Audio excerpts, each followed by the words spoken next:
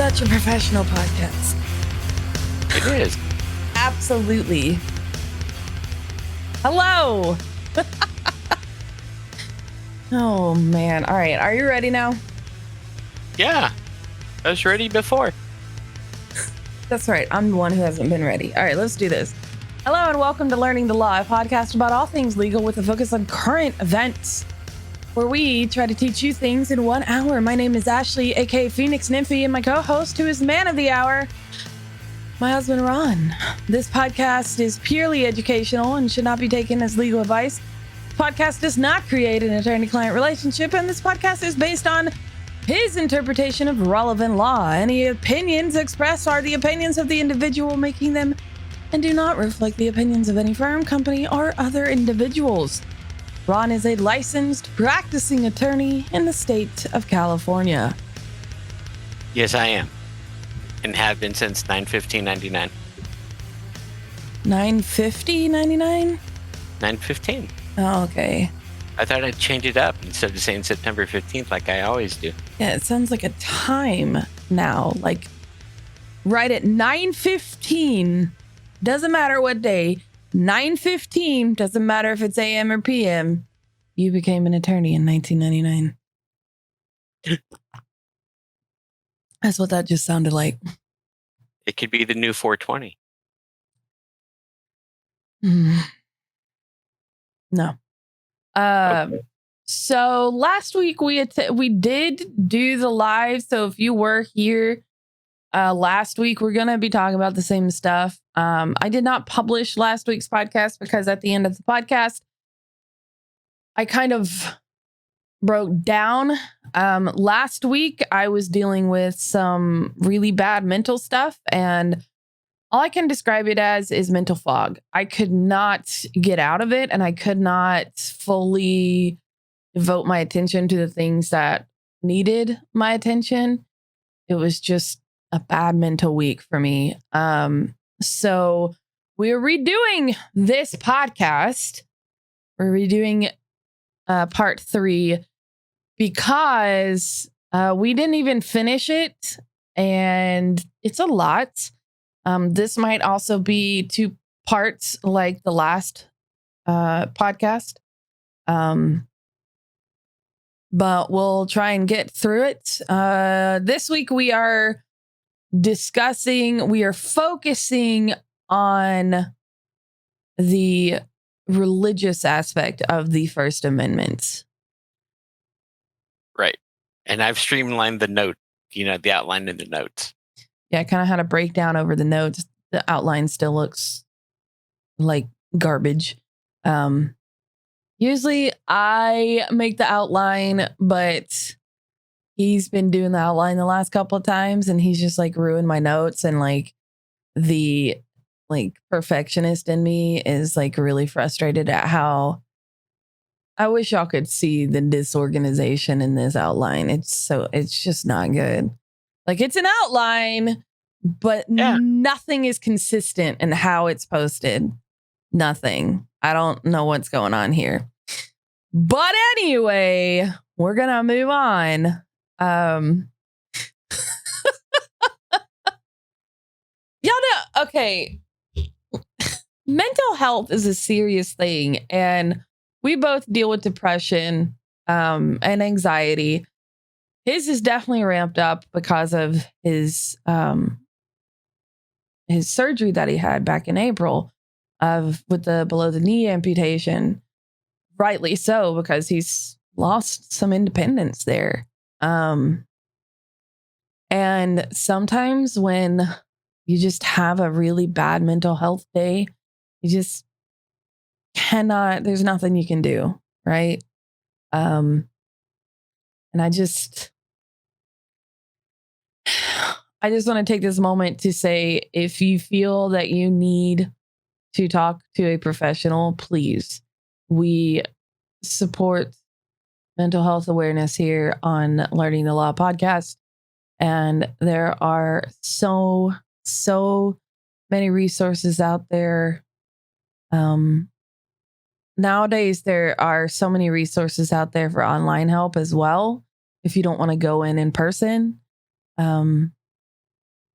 So please take the time to get yourself some help if you feel that you need it.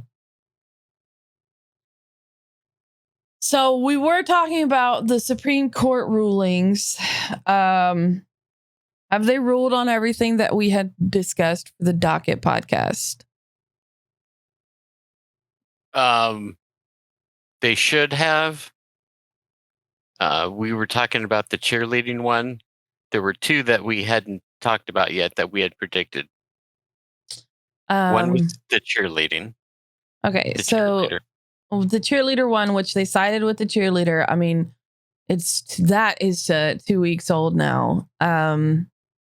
But what were the 4 cases that we talked about the most? Because I mean, that was a month ago now, over a month ago. Right. It was the adoption agent, the Catholic Adoption Agency. Right. The cheerleader.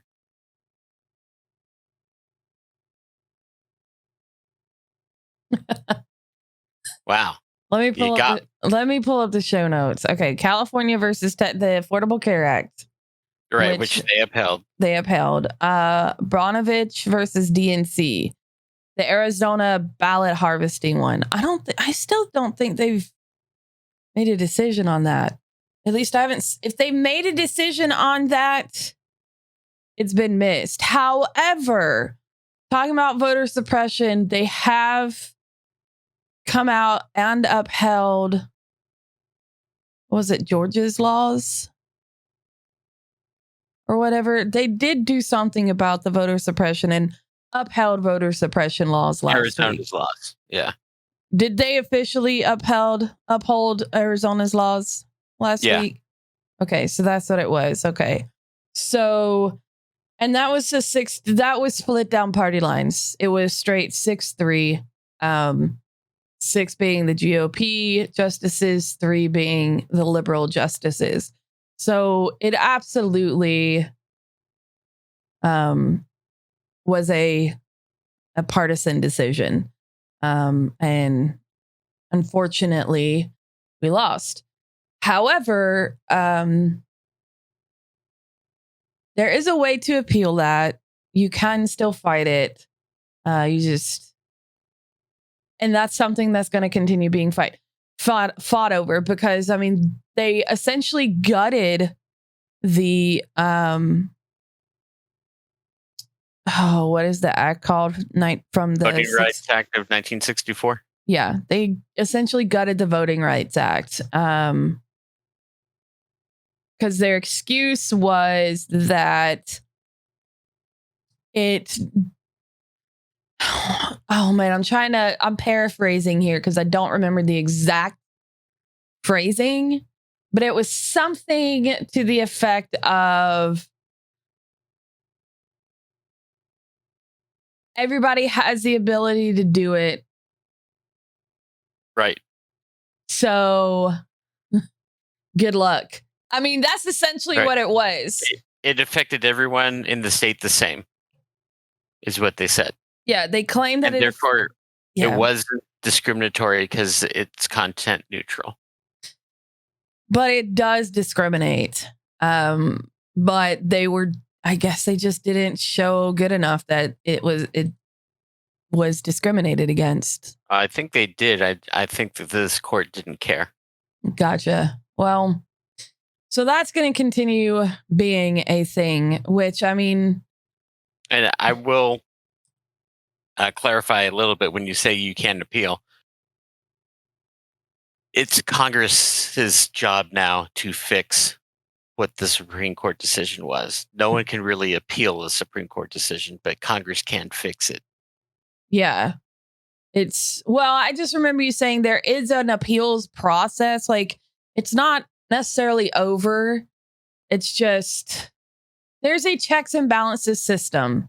So the Supreme Court still can be checked and balanced. Right.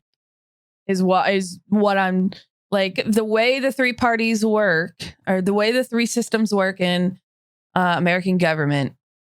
You have the justice, you have Congress, and then you have the president. And they make we have a checks and balances system so that nobody has one superior power. Now, generally speaking, when the Supreme Court makes a decision, we go along with it. However, they're not perfect. They're not a perfect entity. And they certainly are not, in my opinion, they're not right in this decision. Because it is absolutely a bad decision when you ban the ability to make voting easier for everybody. And right. Voting's a fundamental right. Right. It's not like voting is a right. And we say this all the time on the podcast. Voting is a right, not a privilege. Privileges are different. Privileges are not rights that you can be given. Privilege means, oh man, you have the ability to do that. That's great. Congratulations. Not everybody has that privilege, i.e. white privilege. Not everybody has white privilege, right? So driving's a privilege. Driving is a privilege. It's not a right. You don't have the right to drive a car. Hunting's a privilege. Hunting? Yes. You have the right to vote. Everybody has the right to vote. It's written into our laws. However, there are a certain sect of people who are trying to remove it from our laws, because if everyone actually makes it to the polls and everyone actually votes, they would not be the majority. And that is a cold, hard fact.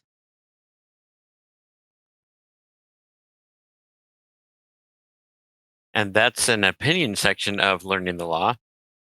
No, that's a fact. I mean, Trump won because of the Electoral College when he won in 2016. He didn't win because the people voted for him. He won because he won because the right people voted for him. Yes, the GOP right people.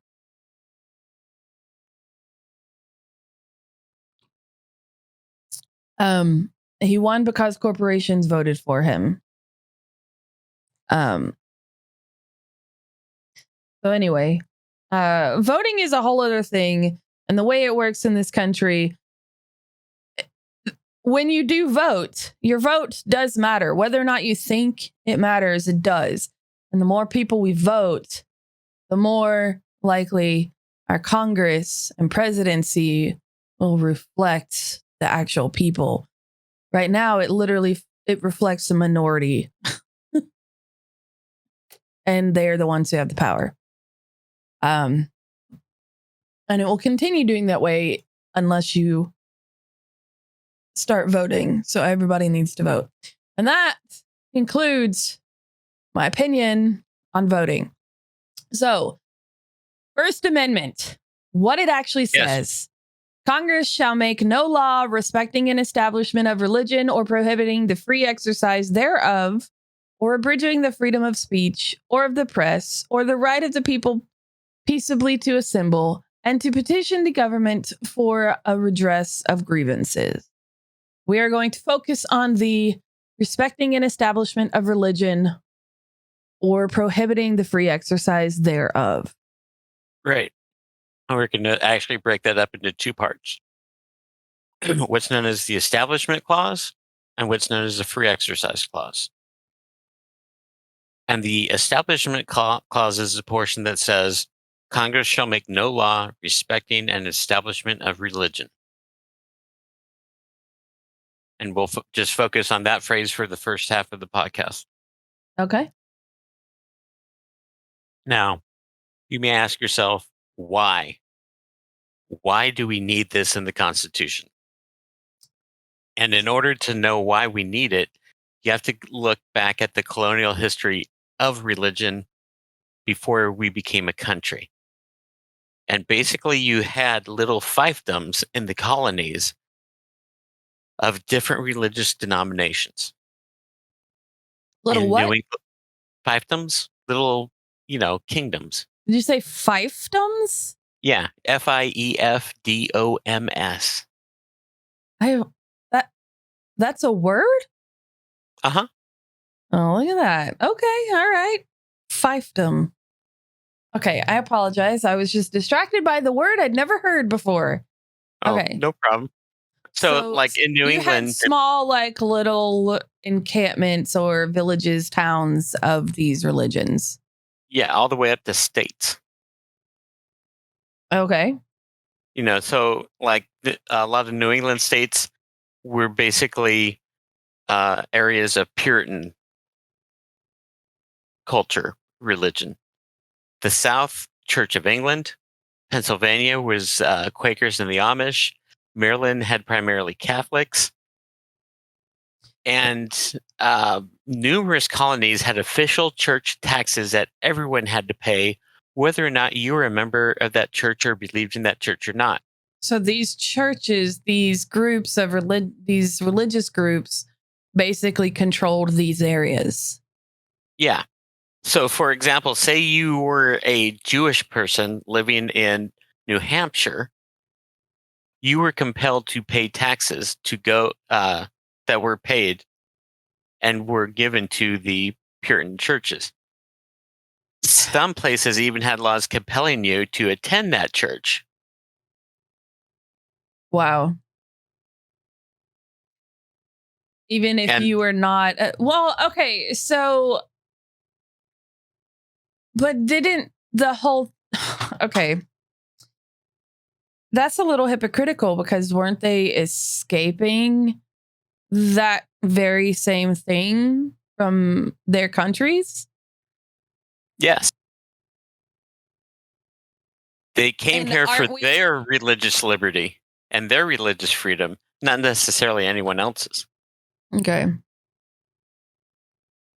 That it's the hypocrisy for me. Well, hypocrisy and religion aren't necessarily exclusive. No, they tend to go hand in hand, generally speaking. Uh, Jesus. Okay. But nevertheless, some of the local governments even got to select who became clergy in these religions. The same exact stuff that happened in England was happening here. Then, Yeah. if your Uh, government is so involved and they choose your clergy, and then your clergy, were they also choosing like the governor? Was the religion choosing the governor and stuff? the religion wasn't, but there was no reason why the governor couldn't select himself to be a member of the clergy. Wow. I remember England's king at the time was the head of the country and the head of the Church of England. So it was Yeah. both a monarchy and a theocracy. Yeah. And that's okay. So fast forward from the colonies to getting the Constitution together. And the founding fathers agreed widespread. There were one or two that were, dissented, but widespread belief that there needed no national church, no established national church. And in fact, most of the founding fathers really were not Christians, they were deists. What's a deist? A deist is a person who believes in a creator and has their own beliefs about it. They may or may not coincide with some of the beliefs of the Christian, Muslim, or Jewish faith, Gotcha. or any other faith. So Yeah. agnostic. Agnostics doubt that there's a creator. I thought agnostics believed that there is a creator. They just don't know that it's God. Like they believe that there's something out there, but they don't know what it is. That is more of a deist. Oh, okay. Cool. Yeah, an agnostic, my understanding, an agnostic is someone who doubts the existence of a God. Doesn't say that it's not possible, just doubts the existence of one, generally because it cannot be proved. And then Gotcha. you have, the atheist, which Don't believe in a God. or a creator. Yeah. Okay. So basically what we're at is we have people trying to escape religious persecution, and they come to this country and they're still being persecuted by religion. Yes. If they're not in the right area. Right. If you are not in the right religion, I mean, that kind of feels like crap that still happens today. Just not on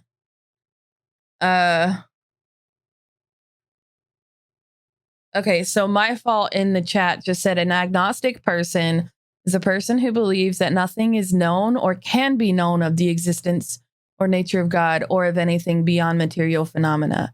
A person who claims neither faith nor disbelief in God. Okay. Okay. That's how I've always kind of understood it. Thank you, my fault. I stand corrected. Thank you. Yeah. So, thank you, chat. We appreciate that. So see, you learn all kinds of stuff on this podcast. Yeah, we're talking about legal stuff, but we learn about theology. I'm open to learning at any time. Yeah, absolutely. So okay, so and I criticize the Christian faith because it's what I've known my entire life. I don't know about the Muslim faith or anything else. So people don't come at me because I'm criticizing the Christian faith. It's literally all I know. So it's the only thing I can properly criticize because I know it inside and out. I know how those people think. They claim persecution and that they're basically claiming oppression. They still claim oppression now, but they're not being persecuted. In fact, they're in charge of a lot of stuff if you look at it. And it kind of is similar to, it's not obviously at that point, but this feels like but this is a theme in Christian religion for eons, is what I'm seeing. That's the correlation I'm seeing, is this is nothing new for this country. What, the establishment of a Christian church by the government? The Christian church claiming that they are being prosecuted and oppressed and using that to their advantage for a power grab. Eventually. Okay.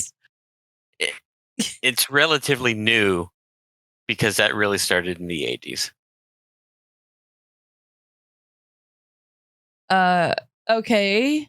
But this right here is saying that these Christian religions are taking over. Where, I mean, this was right. This was before even slave trade started. So, right, but you're not hearing the Catholics in Maryland and the colonies saying that they're being persecuted because they were in power in Maryland. Well, okay. All right. I guess because they lost their power, now they're being persecuted. Yeah, it's a way to get votes. Yeah. Okay. Moving on.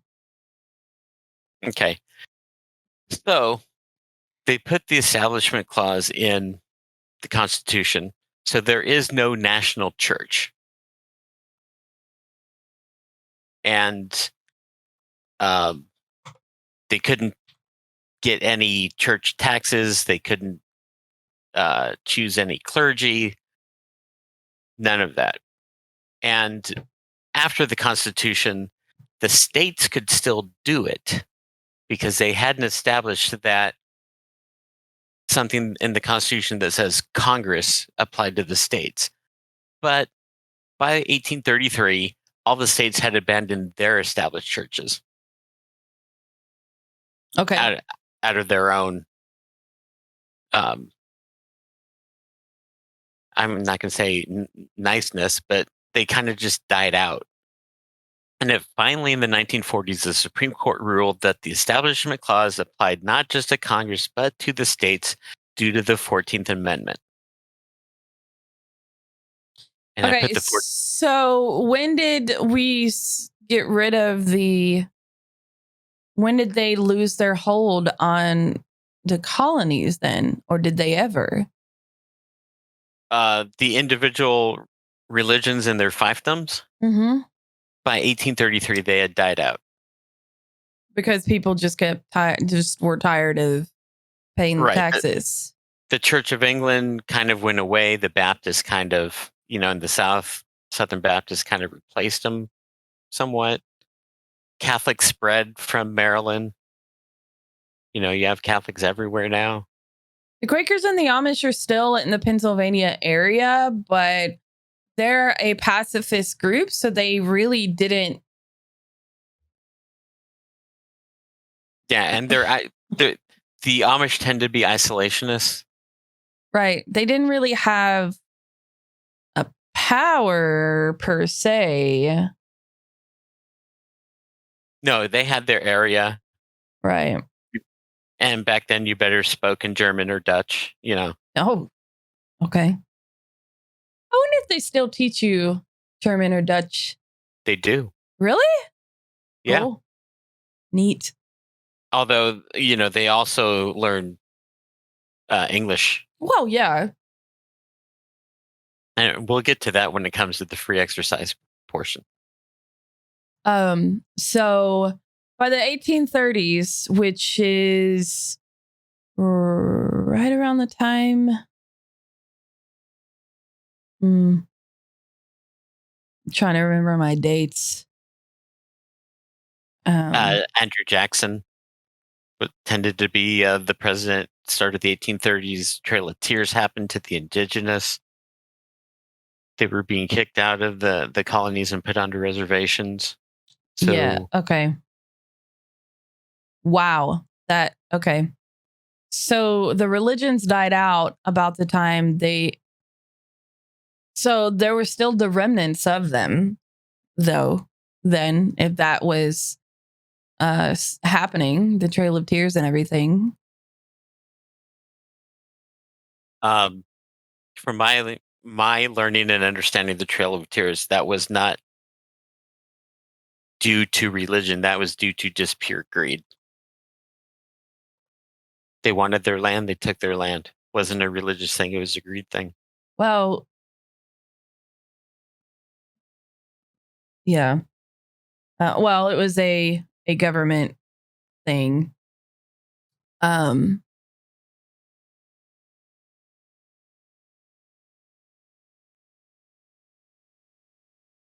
Anyway, I remember learning about that in school. But I don't remember everything about it. Right. So the 14th Amendment pretty much makes sure that everything that's in the Constitution pertains to the states as well. So, no state can claim this is a state of Christianity. This is a state of Muslim or Islam. Right. I'm sorry. Got the religion wrong. Utah can't go and say, hey, we're Latter-day Saints. Correct. Yeah. Even though everybody knows they kind of are. The whole state's dry, man. The whole state. I couldn't live in it. So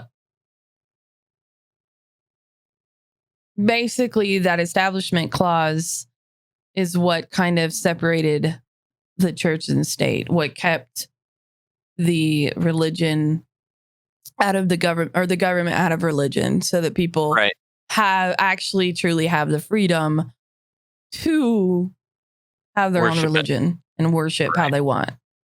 Right. So now you basically have 4 types of laws or lawsuits that arise that the Establishment Clause pertains to. The first one is government aid to religious institutions. Okay. And there's this fight that government must be neutral between religious and non-religious institutions that provide education or other social services, and the belief that no taxpayer funds should be given to religious institutions if they could be used to communicate religious doctrine. Okay. Goes back and forth. Those fight with each other throughout our history. I was about to say those two things are kind of conflicting when Yeah. it comes to private schools.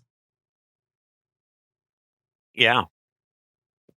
I mean, to be fair, private schools are not publicly funded. They are funded by private donations and tuition. So they technically don't fall under the government stuff. The biggest example is federal funds to education. Mm-hmm. And for a while, there was the controlling decision that no funds could be given to religious schools. However, recently that's been changed in that if there's a government program, religious schools can get that kind of aid or funding as long as it's not promoted over other religious factions or non-religious factions. So basically, if you say you are a private school that provides after school care to everyone, they could get education funding for that. They could. Yeah. My brother went to after school care. And same with if they were going to pass what do they call it? For tuition to go to schools or funds to go to schools. As long as everybody has the same ability to receive those funds, then generally they're going to get those funds. Wait, what? So I forget what it's called. So there are programs that will allow public education or public funds for you to go to a private school. Is that what you're saying? Yeah. Okay. There are laws that have been tried to be passed. As I recall, one was in Alabama. I believe it was Alabama, where they passed a law that would give parents who had children in private schools like a stipend to supplement, the education. And that one was actually withdrawn by the legislature because of how is that even fair? Like, that doesn't. You chose. Okay, you're not forced to send your kid to private school. You chose to send your kid to private school. They have the option of going to public school. You should not get a stipend for sending your child to private school. I'm sorry. If you can't afford to send your child to private school, you have an alternative. There are kids who go to public school who don't have an alternative for better schooling. You don't get special government treatment because you're breaking your bank sending your kid to a better education. No, just improve the freaking education in public schools and you won't have that problem. Right. And it was withdrawn because the legislative person who wrote up the law was quoted as saying, "I didn't realize that the stipend would also go to parents of Muslim children."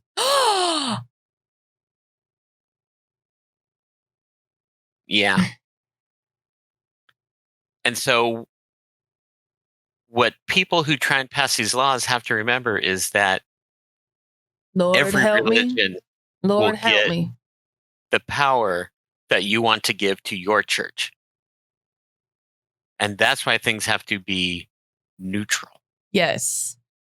And like, I'm all here. Here's the thing. Private school, hands down, is a better education than public school, generally speaking, because you get more money than most public schools do. And the way the money is spread in the public school system, don't even get us started on that. We could, our whole podcast could be devoted to just education system in this country. But if you are a private entity and you do not have to, like, private schools do not have to adhere to the standard education regimen that public schools do. They don't have to adhere to the standard regimen of whatever, because I know that there is a education regimen that is, for some reason, comes out of Texas. I still don't understand why. Anyway, if your school doesn't adhere to what the government says it needs to adhere to, you don't get a government assistance, period. Technically, you are open to everyone. The thing is, private schools actually have the ability to deny you.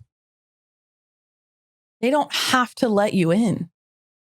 They can say, no, that kid, just like applying to college, like, you can get denied. Right. Now, public charter schools, they have the right to deny you? Do public charter schools have the right to deny you? Yeah. Do they? I don't know. I don't have any children. I haven't had to deal with this. Oh, you're asking me. That I don't know. I think charter schools are something like that is something I have no idea on because we don't have children. It's not something we've ever had to look up, but I mean, it is something we can look up. If anybody has children out there who does know that answer, I mean, that could also be a state by state thing. But I don't think our charter. My next question is: are charter schools run by religious? No, I always thought charter schools were generally public schools. Because I know my old school is now considered a charter school. It's also literally the only school in the area, so they have to accept everybody. But it's considered a charter school somehow. I don't know how. I grew up in a town where the whole county went to one school. Yeah. And the claim to fame for the city was that Sherman didn't burn it on his march to the sea. That's what I grew up in. Just to give y'all a little understanding of what I grew up in. That's my town's claim to fame. Uncle Bill didn't burn everything. Yeah. Oh yeah. Fun fact: Ron's related. Ron's family history is he's related to Sherman.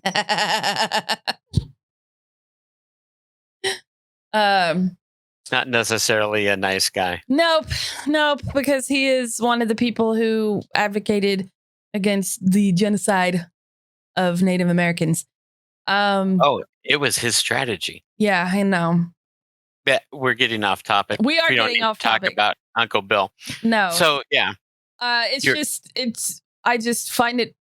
find it very funny that my town's claim to fame is that General Sherman did not burn it down on his march to the sea, and you are related to him. That's just a weird, funny coincidence. Moving on. Because I mean, if you break that down, all of that stuff is problematic in and of itself. That's a whole other soapbox. So back to the schools, like, I don't know the answer to the charter school question. I'm sure I can look it up, but I mean, like, we're live, so I don't really want to stop and go look it up now because I feel like it'd be more than just a Google search. Right, it would be. It would And so, be a little bit more in depth in that research. so if the government puts up funds for schools, they cannot say religious private schools need not apply. They can't say this is only going to be for the Montessori Catholic schools. They can't say this is only going to be for non-religious schools. They have to open it to everyone. Wait, government funding? Yeah. Has to be open to all education. Right. So that doesn't mean funding the school. That means programs designed for students. Oh, like extracurricular activities or like Right. a special program for AP students or whatever. Correct. Gotcha. So not actually funding the school, just a specific. Okay. Okay. Yeah, which is why you will find that small private schools will actually have their athletes go to a public school after hours to participate in those team sports. Now, do they get funding if they have students who go to those public schools? And do the sports? Yeah. Yeah. So they get they get a little bit of funding for that. Right. And that funding will usually go to like the uniform and the helmet. So they can provide for the kid. Well, I mean, wouldn't that go to the public school though, because they're playing for the public school? Well, it in the end it goes to whoever makes the uniform and the helmet, but first it goes to the private school, then the private school puts it in with the rest of the money from the public school, and then all that money is given to the vendor that supplies all the equipment. Okay. Wouldn't it just be easier to have us? Okay. That's so many hands for that money to go through. Wouldn't it just be easier? You have this program because like we had the same program. We had homeschool kids come in, be a part of our like extracurricular activities because we had a couple of homeschool kids, and like obviously they don't have the ability to do sports or be in drama or chorus or anything like that. So they would come and they would participate in that at our school. But wouldn't it be easier to like take that funding because it's for that kid and put it to this school? Well, if it's a homeschool kid who didn't go to another school,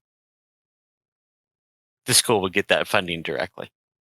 But like, okay, it just feels like it would be a lot more efficient to just give a stipend to the public school and say, here, you're allotted this many kids from private schools with this funding.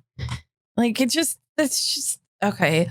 Here, we're going to give you this money, but you have to give this to this public school, here. You have kids that want to go play sports ball. Here, you have 3 kids. Okay, we're going to give you enough money for 3 kids. Make sure that they take their checks over to the public schools. Like that just, it's not efficient. It's so weird to me. Because that's not funding. That's not giving any benefit to the private school unless they're somehow getting a lot of money for one kid to play and then they're pocketing it. Now that is fraud and that is messed up. Yeah, but the process of funding is not an establishment clause thing. It just has to be available. I gotcha. The efficiency of the government, I swear to God, it's never efficient. It just doesn't make sense to me. Anyway, all right, moving on. Okay. I was very confused about the funding, and it has nothing to do with what we're talking about. I'm sorry. Okay, does anybody else do that? they're talking about something and then like something strikes them like this and they're just like, that doesn't make any sense. Why did they do it this way? Like, does anybody else do that? Does anybody else get distracted by how inefficient certain people work? Certain things, not necessarily people, but just certain things, certain entities, whatever. Just like, that doesn't make sense. Why do we do that? Why does it pass so many hands? Like, does anybody else have that problem? Is it just me? No? Yeah. Okay. All right. We're moving on. Okay. The second area for the Establishment Clause lawsuits and statutes is government-sponsored prayer. Basically, prayer in public schools and government meetings, town halls, Congress, and that. I remember when our prayer after the flag, after the Pledge of Allegiance, became a moment of silence. I remember when it went from a prayer, because I was in high school, y'all. I was in high school. This was 2000s, right? Early 2000s, when it went to a moment of silence and not what, I don't even remember what they called it before that. But yeah. I remember that. And the Supreme Court has been consistent with their rulings in the past 70 years that the school cannot authorize staff to lead Bible studies or prayer. If the students want to do it on their own, they cannot be denied that either, but it cannot be led by anyone on the school staff. We had, because I was a part of like every club in school. That's how you get your picture in the yearbook, right? You just, that's how you join every club. You join every club and you go to like a 1 day, one or 2 days. Picture day. Exactly. And then you go to picture day and then you're in every club. Everybody does it.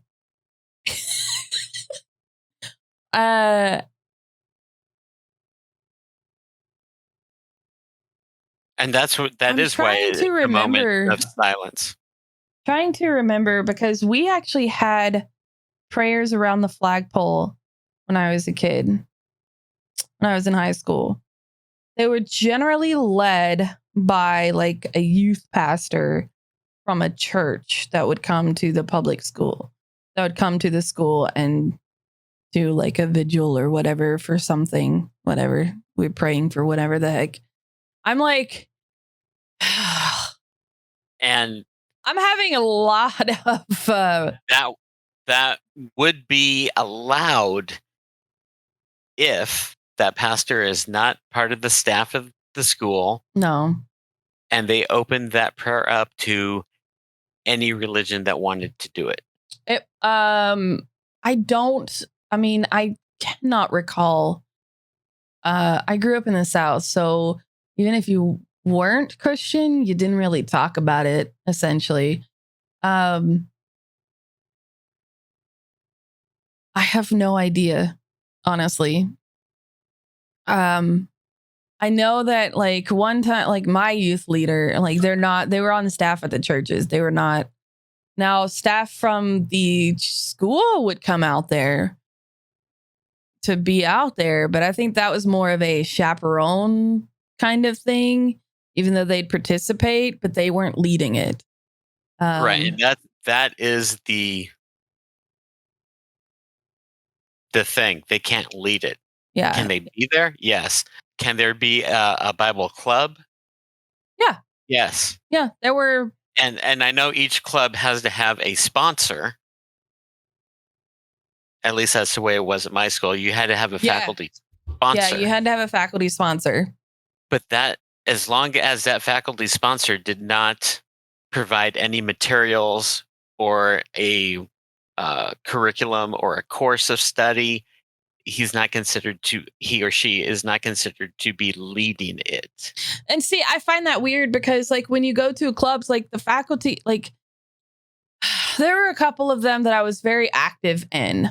And the faculty had to provide like the resources for us. Like one was, I just remember it was YA. I don't remember what that stood for. Don't ask me. I have no freaking clue. I don't remember. I know that we did stuff like, it was advocacy where, man, I should have known back in high school. I was an advocacy person.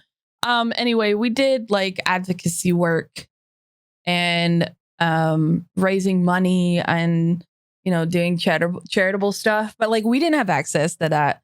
Like, we didn't know how to do any of that stuff. So the teacher was the one who would look that stuff up and get that information for us and teach us that. So I think actually somebody, because I wasn't part of whatever the religious club was in school. But I think it was actually somebody's, it was like a youth leader from one of the local churches that led it. That's acceptable. If I'm not mistaken. So that makes sense. Sorry, a lot of like, this is bringing back a lot of memories and a lot of thoughts and a lot of trauma for me right now. In how I was raised and how I grew up in the religious. My formative years were Southern Baptist, and I don't. Bad trauma. I have it's a lot of trauma there. A lot of trauma there. I have a big problem with that particular religion, offshoot of Christianity. Now, at the same time, the Supreme Court says that, you know, legislative prayers, like to open the session of Congress or prayer before a town hall meeting of your local government, is perfectly fine because those are steeped in history and tradition. Okay, come on. That's so it's the hypocrisy for me. Like, how? Come on, we've got Congress people who are now who are openly in other religions. Can we not, like, I don't give a crap. You know what? It's okay to change some traditions. I know that traditions, like, especially growing up, like, traditions are so important, right? But the thing is, are they though? Are they? Like, you have to do it the same way. You have to do it the same way every single time, or can you maybe alter it a little bit and be like, all right, we're still going to have this gathering, but we're going to change it a little bit. Instead of doing a prayer, we're going to, you know, have a moment of silence, or we're going to have a little bit of education about so and so's religion this time around, right? I do believe Congress has changed, and they have more than just Christian prayer. I would hope so. But they are primarily Christian prayers. Well, at least they've sort of. See, tradition is the killer of progress.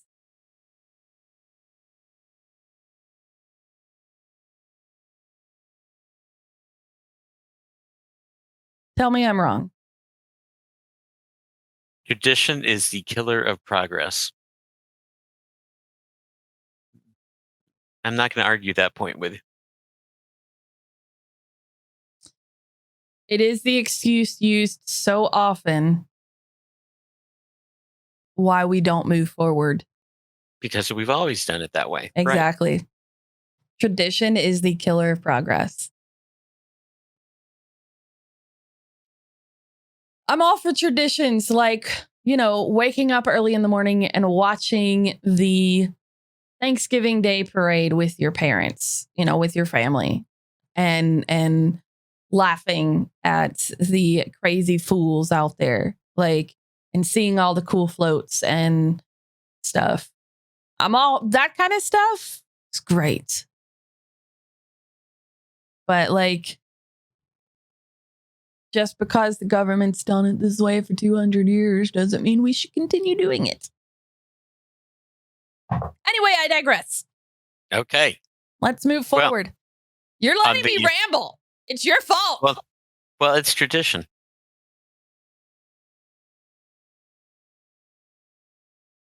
However, we will progress to number 3 now. You're killing me, Smalls. I know. And that is religious accommodations. Now, there are hundreds of federal, state, and local laws which exempt or accommodate religious believers or institutions from otherwise neutral, generally acceptable laws for whom compliance would conflict with religiously motivated conduct. Military draft exemptions for Amish, Quakers, or pacifists. Kosher or halal meals for prisoners. Oh, I learned something really cool the other day. Okay. The Army has a turban for Sikh members. I did not know that, but that's cool. I saw it. I follow a couple of Sikh members on TikTok, and it's beautiful learning about their religion.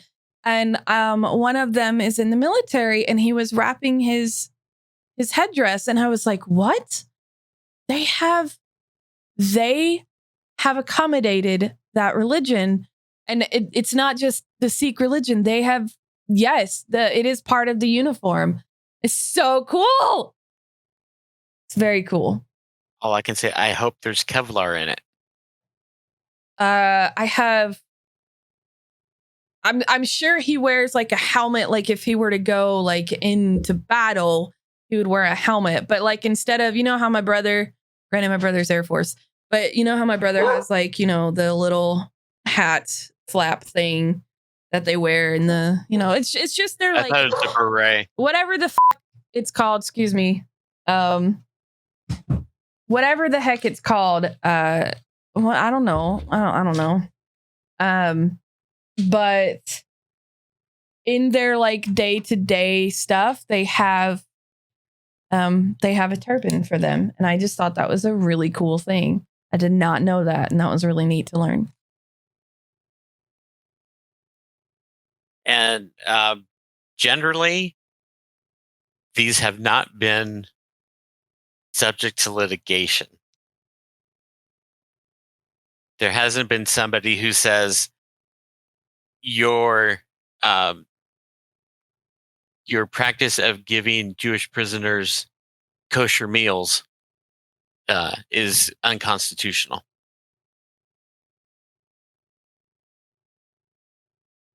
No one has said that I know of that providing the Sikhs turbans is unconstitutional.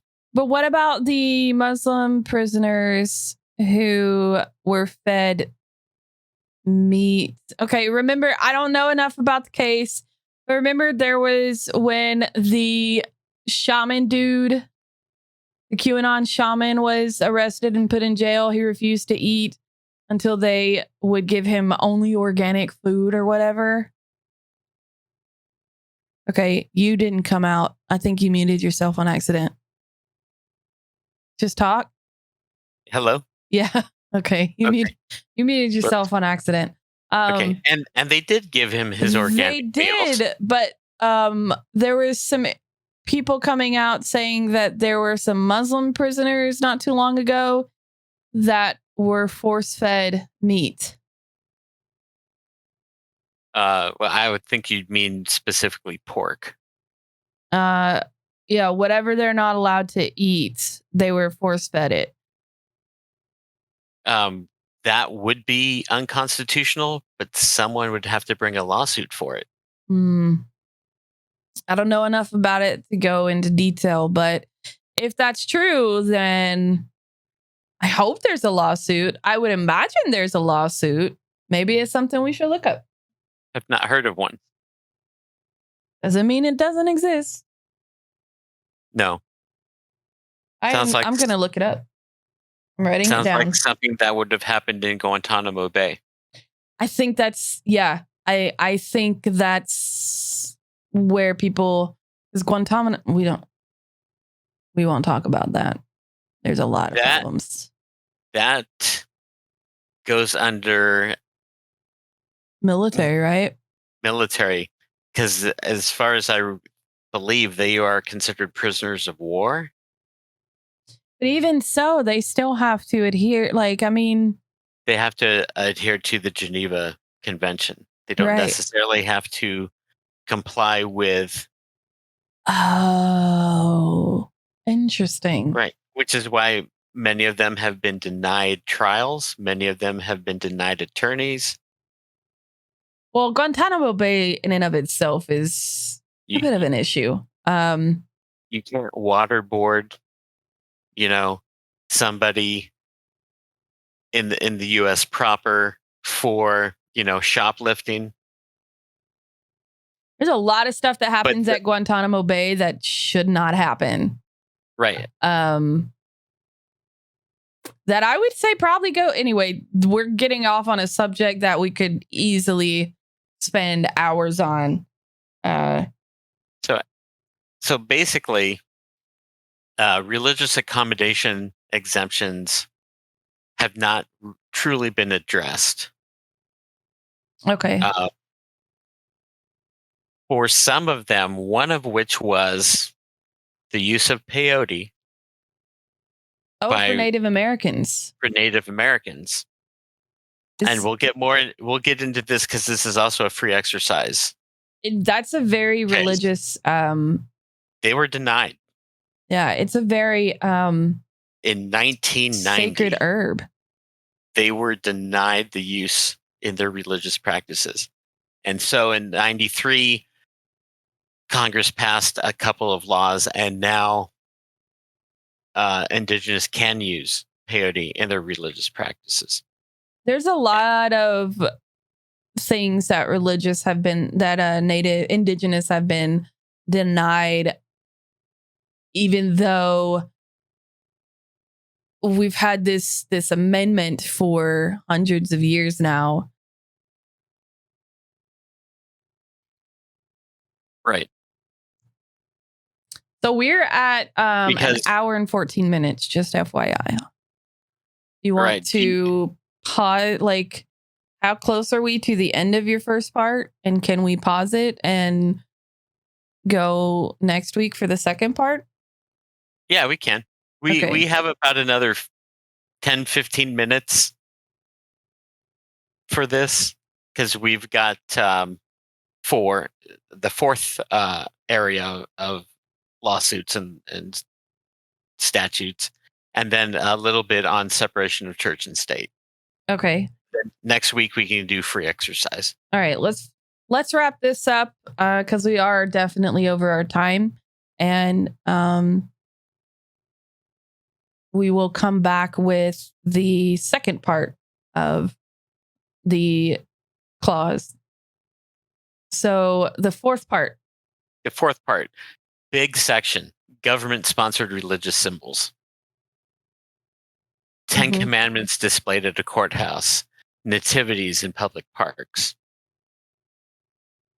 And the most recent approach to these cases is called the endorsement test. And what that does is it asks whether a reasonable observer, someone who sees one of these symbols and is acquainted with the full context of the symbol and its location, would regard the display as the government endorsing that religion and therefore sending a message of disenfranchisement to other believers and non-believers.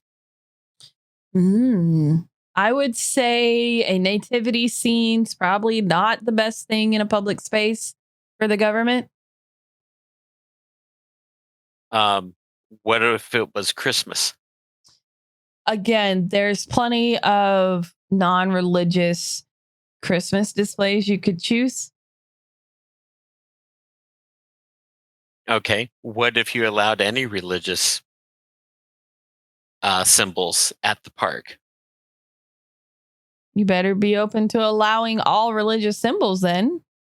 Right. I mean, you could have the nativity, and right next to it, you could have the statue of Baal. Okay. And then next to that, my favorite non-traditional church, the Church of Ralph, the head of lettuce. Yeah. And then your spaghetti monster. You And better have it all. yeah. You better allow all of them to put it in there then. But I think, and honestly, looking back over my childhood, there's definitely a change between, I think most cities opt for a more, like, I don't want to say generic, but like a less religious thing.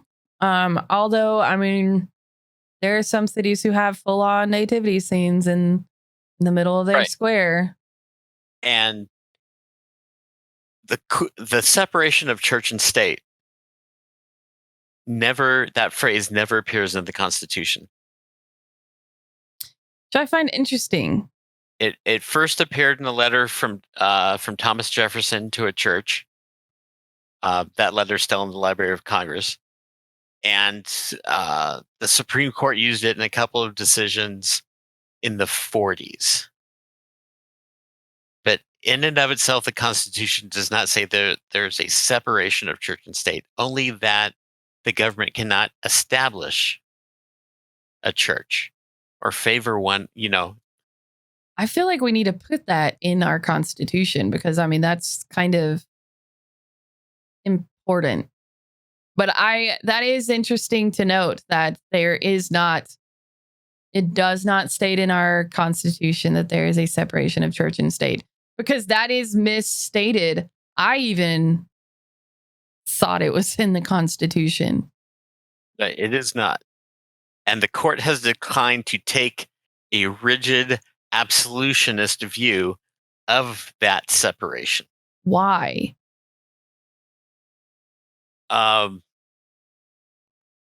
That's a good question. I do not know the reason for that. It bounces back and forth throughout our history once again. Right. In I wonder if that's why they want to, because they want to leave it up for interpretation. It could, but once the Supreme Court makes a decision, future courts are generally bound by that decision. Mm-hmm. It's a legal term called stare decisis. What? Stare decisis. What does that mean? That means basically the law is, I'm just going to paraphrase it. The law is the law. Gotcha. And it gives consistency from one court to another. It's Gotcha. one of the reasons why the Supreme Court has lifetime appointments. So the law cannot be, subject to the wills of political environment and change every 4 years. So, like with the Catholic Church and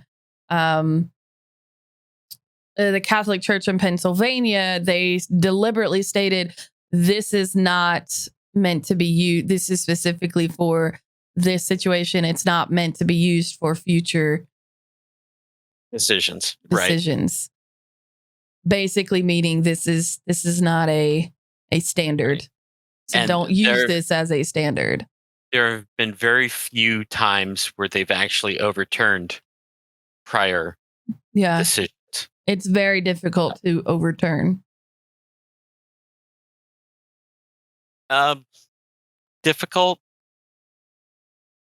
only if your Supreme Court justices actually respect that doctrine.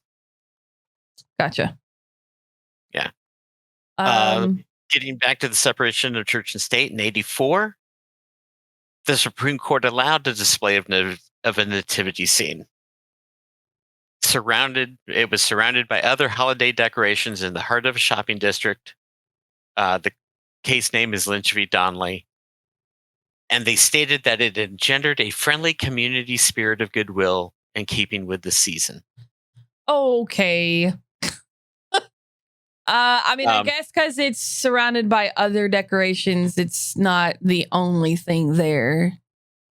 Right. They didn't say, and from what I could see, it didn't say other religious decorations. It was just holiday decorations. Right. So if you're you are celebrating the holiday. The holiday is, or is supposed to be the birth of Christ, Christmas. It's not. But no, it's about gift giving and Santa Claus. Yeah. I can see that not establishing a religion. I mean, if you don't want to establish the religion, get rid of the Christmas holiday. Get rid of the Easter holiday. Federally, yeah. Yeah. Well, I mean, federally, I agree with you on that because it picks out 2 Christian celebrations. We're gonna say celebrations, but then you have all of these. You have Jewish high holy days that are extremely important. And I mean, when the high holy days came around, like Vita was doing her thing, right? Like yeah. It's very very important. So why are those not federal holidays, right? Like, right. I agree with you on those. Jewish people do get those holidays off. They do, but like, why does federal government? Why does the whole And they should get them off if they work for a private employer. They should get them off regardless of where they work because it's part of their religious freedom. But like, yeah, that's a fair point. Why do we have those as federal holidays? But then in 89 in New York, you have the justices say that the display of a nativity scene on top of the grand stairway in a courthouse violated the Establishment Clause. I would agree because it's in a courthouse. It's in a courthouse, and there was no other anything else with it. It was just a nativity scene by itself. I would agree. A shopping district's a little different. Yeah, okay. Okay, all right. I see the reasoning. Okay, I see where their brains were. All right, I get why they. Okay, yeah. On religious on government property, it's definitely a no. Right, and then in 2005, you had two opinions come out the same day. One, 10 Commandments is on display in the county courthouse, and there's an official description which says it's the embodiment of the ethics in Christ, and the court held that's a religious display and unconstitutional. Yeah. Now, in another monument, in another county, another state, this 10 Commandments monument was donated by a secular organization for the purpose of reducing juvenile delinquency, and it was surrounded by other monuments at the State House grounds. Supreme Court said that's fine. Because it wasn't by itself. It was surrounded by other right, and it didn't have that description. It didn't have a description stating our morals and ethics come from this. Right. Yeah. And so basically that's the Establishment Clause. So that's why they haven't done an absolutionist view of it, because it allows them to be more flexible. That makes sense. Yeah. Okay. I understand that. I respect that. So, yeah, let's wrap this up. We will come back next week with part 4 of the miniseries, which will be the free exercise clause of freedom of religion. Free exercise clause of freedom of religion. That's a little bit more contentious. Well, I have to go use the bathroom, so we're going to wrap this up really quick. Is there anything else that you want to state before we wrap this up? No, I think that was a pretty good overview of the Establishment Clause. I do recommend people go and research your Bill of Rights on their own. Absolutely. Always do go your to own library, research. go to a bookseller. I'm not going to endorse any particular one. Get some and do a little self-education on these. Yeah. I think you'll find the history of them fascinating. And this is why we do this, because we want people to know like what our laws actually are. Like, I wasn't aware until today that the separation of church and state is not actually in our Constitution. So, fun fact. That's very interesting. So, yes, thank you so much for doing this podcast with me. I really enjoy it. And thanks everyone for coming and listening and downloading. You guys are awesome. Thank you so much for listening to Learning the Law. If you like this podcast and want to hear more, don't forget to like, subscribe, follow, and share in all your favorite places. You can find it hosted live here on Twitch at twitch.tv/PhoenixNymphy. Use the hashtag Learning the Law on all social medias to follow more there. You can find Ron on Twitter at NecroKijo, that's NECROKIJO, and me on social media platforms at PhoenixNymphy. If you have any questions, please tweet, comment, or email us at twolazydogsmedia@gmail.com. This has been a Two Lazy Dogs Productions. Go on.